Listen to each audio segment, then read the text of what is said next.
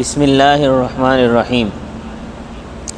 میں نے عرض کیا تھا کہ کچھ سرایہ ہیں، سریہ اس کو کہتے ہیں جو نبی کریم صلی اللہ علیہ وسلم نے کسی صحابی کی سرکردگی میں لشکر روانہ فرمایا ہو کفار سے لڑنے کے لیے، اس کو سریہ کہتے ہیں۔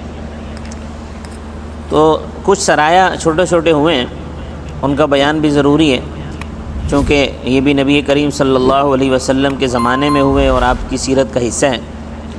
ان میں سے اسی ماہ ربیع الاول میں آپ صلی اللہ علیہ وسلم نے حضرت عکاشہ بن محسن کو 40 آدمیوں کے ہمراہ غمر کی جانب روانہ فرمایا۔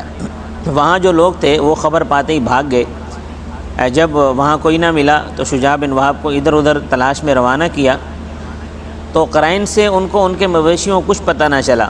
انہی میں کا ایک شخص ان کے ہاتھ لگ گیا، اس کو پکڑ کر لائے، اس سے پتہ دریافت کیا، پھر وہاں پہنچ کر اس جگہ پر چھاپہ مارا، 200 اونٹ غنیمت میں ملے۔ یہ حضرات واپس تشریف لے آئے۔ اسی ربیع الاول کے ربیع الاخر میں یعنی ربیع الثانی میں سریہ محمد بن مسلمہ رضی اللہ تعالیٰ عنہ ذی القصہ کی طرف روانہ ہوا۔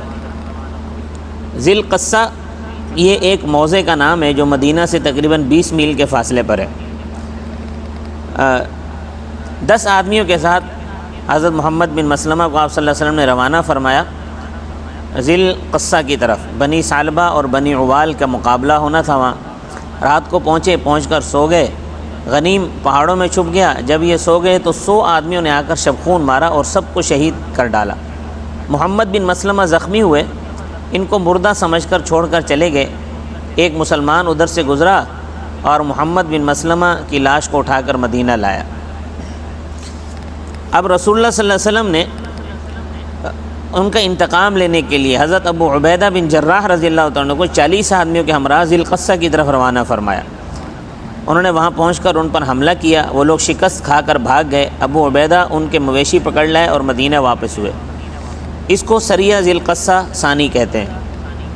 اس کے بعد اسی ربیع ثانی میں ہی رسول اللہ صلی اللہ علیہ وسلم نے حضرت زید بن حارث کو جموم کی جانب، جو مدینہ سے تقریباً 4 میل کے فاصلے پر ہے، بنی سلیم کے مقابلے میں روانہ فرمایا۔ وہاں پہنچ کر ایک عورت مل گئی جس نے ان کا پتہ بتا دیا۔ کچھ قیدی اور کچھ اونٹ، کچھ بکریاں وہاں سے لے کر 2 دن بعد یہ حضرات بھی واپس ہوئے۔ سریہ عیس، رسول اللہ صلی اللہ علیہ وسلم کو اطلاع ملی جمادی الاولیٰ میں کہ قریش کا ایک کاروان تجارت شام سے واپس آ رہا ہے۔ اس اطلاع کے ملنے پر آپ صلی اللہ علیہ وسلم نے زید بن حارثہ رضی اللہ عنہ کو 170 سواروں کے ہمراہ مقام عیس کی طرف روانہ فرمایا۔ یہ مقام مدینہ سے 4 دن کے راستے پر ہے، ساحل کے قریب واقع، اور یہیں سے قریش کے تجارتی قافلے گزرتے ہیں۔ مسلمانوں نے پہنچ کر سب قافلے والوں کو گرفتار کر لیا، ان کا تمام مال و متاع اس پر قبضہ کر لیا اور سب کو لے کر مدینہ حاضر ہوئے۔ قیدیوں میں آپ صلی اللہ علیہ وسلم کے داماد ابو العاص بن ربیع بھی تھے۔ آپ کی صاحبزادی حضرت زینب نے ان کو پناہ دی اور آپ صلی اللہ علیہ وسلم نے بھی ان کو پناہ دی اور ان کا مال و اسباب واپس کیا۔ حضرت ابو العاص پھر واپس آئے۔ ان کا مفصل قصہ غزوہ بدر کے بیان میں نے بیان کر دیا تھا۔ جمادی الاخری میں ہی سریہ طرف ایک چشمے کا نام ہے، مدینہ سے 36 میل کے فاصلے پر ہے۔ زید بن حارثہ کو 15 آدمیوں کے ساتھ بنی ثعلبہ کی سرکوبی کے لیے اس چشمے کی طرف روانہ فرمایا۔ غنیم بھاگ گیا۔ زید بن حارثہ کچھ اونٹ اور بکریاں لے کر مدینہ واپس ہوئے۔ اس کے بعد حضرت دحیہ کلبی رضی اللہ تعالیٰ عنہ کو آپ صلی اللہ علیہ وسلم نے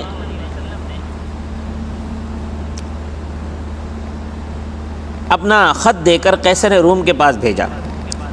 تو حضرت دحیہ کلبی جب وہاں سے واپس آ رہے تھے، قیصر کے دیے ہوئے ہدایہ اور تحائف آپ کے ہمراہ تھے۔ جب آپ حسمہ کے قریب پہنچے تو حنید جزامی نے قبیلہ جزام کے چند آدمیوں کو لے کر ڈاکہ مارا۔ صرف ایک پرانی اور بوسیدہ چادر چھوڑ دی، باقی کپڑے اور سامان سب چھین لیا۔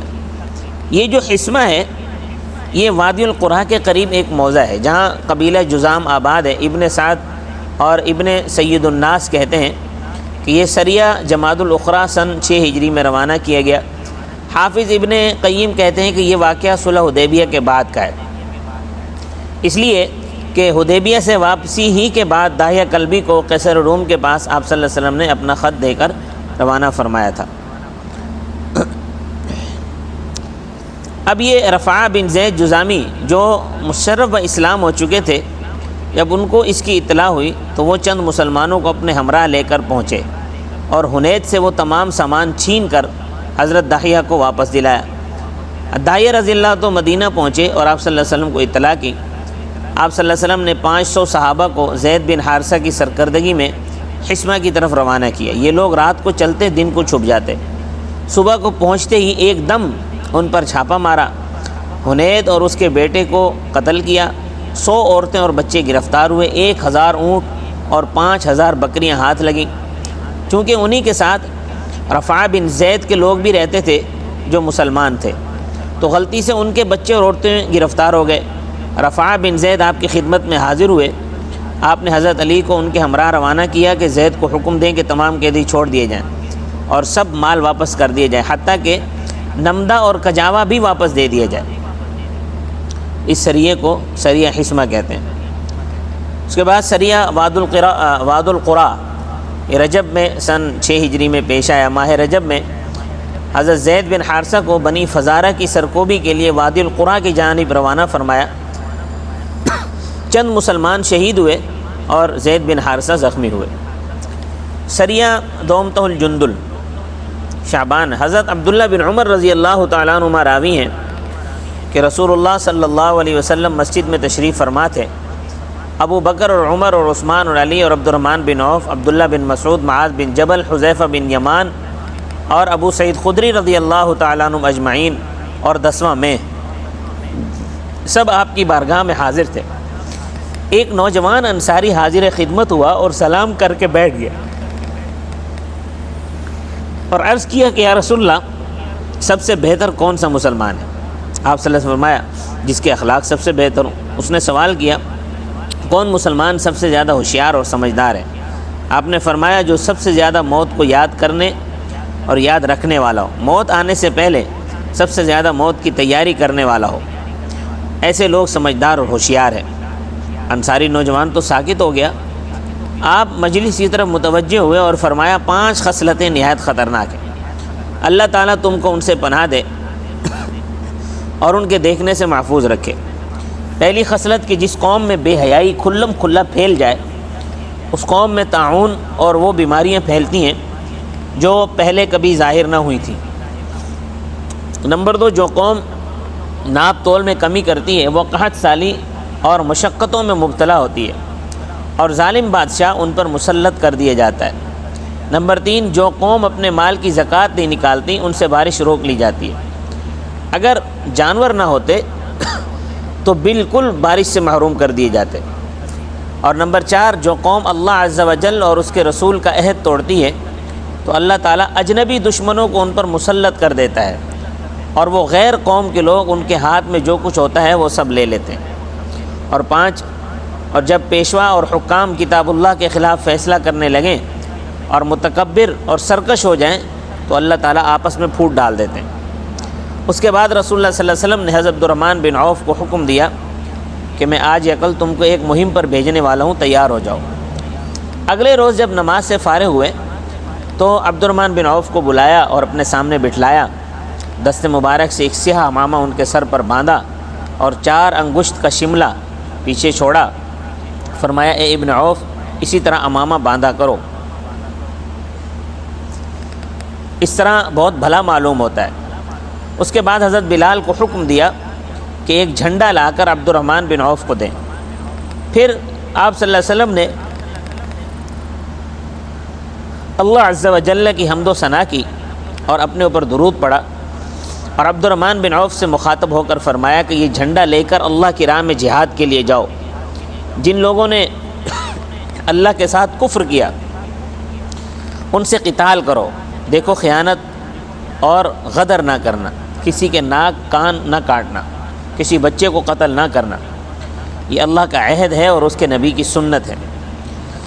تو 700 آدمیوں کے ساتھ دومت الجندل کی طرف جانے کا حکم دیا۔ اس کا اصل تلفظ ہے دومۃ الجندل، دومۃ الجندل۔